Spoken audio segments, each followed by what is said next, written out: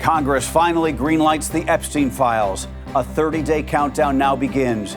And what's about to come could shake more than just Washington. Plus, a sharp exchange in the Oval Office. Donald Trump and the Saudi Crown Prince pressed on the murder of Jamal Khashoggi.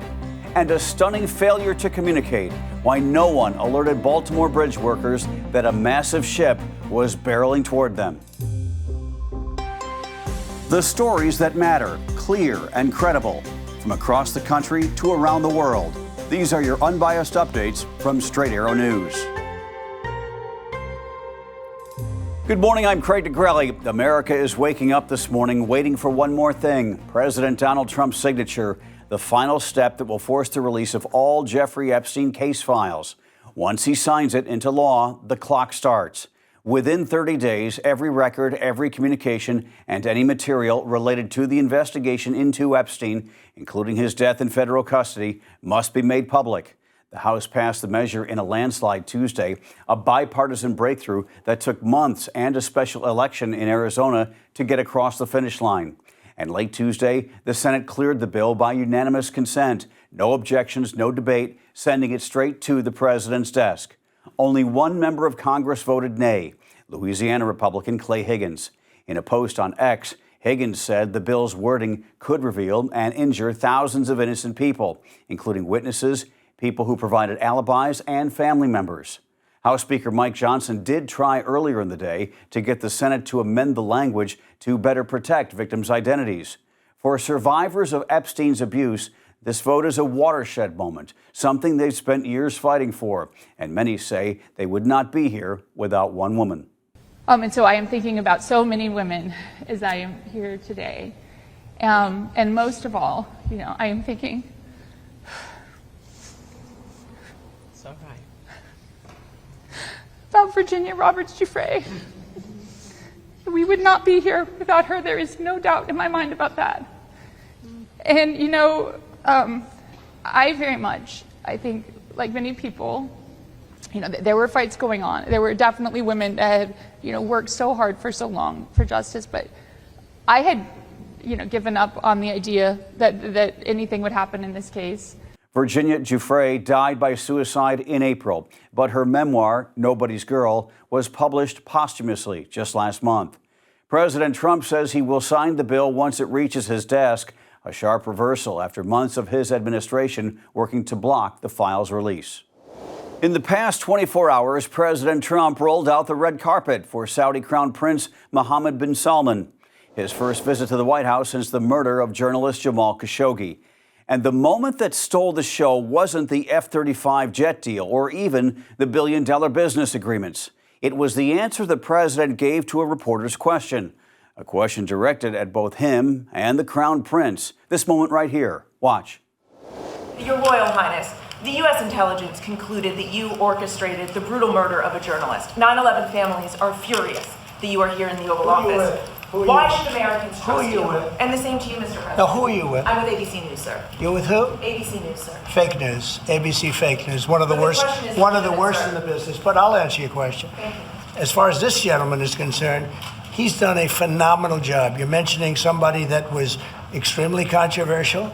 A lot of people didn't like that gentleman that you're talking about. Whether you like him or didn't like him, things happen. But he knew nothing about it, and we can leave it at that. You don't have to embarrass our guest by asking a question like that.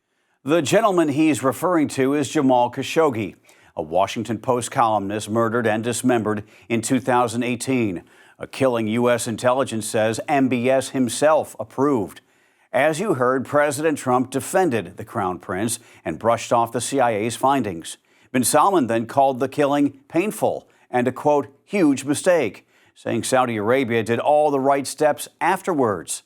That tense moment capped a day full of honors, flyovers, red carpets, a black-tie dinner, all as the president promises to sell Saudi Arabia F-35 fighter jets for the first time ever.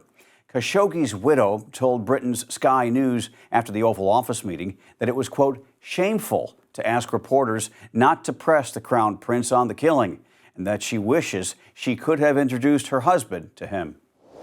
To a different topic now, the Trump administration's immigration crackdown is moving deeper into the South.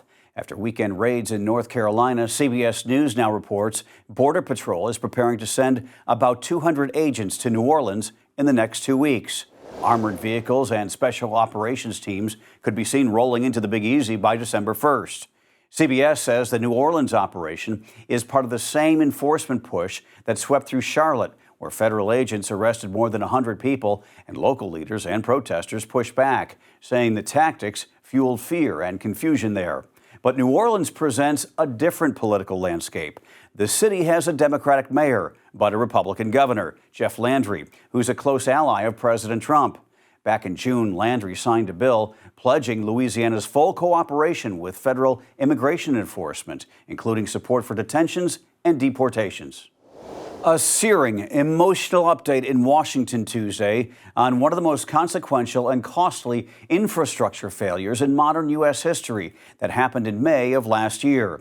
The NTSB laying out in stark detail what went wrong the morning a cargo ship named the Dolly slammed into Baltimore's Francis Scott Key Bridge and what could have prevented the deaths of 6 workers who were patching potholes.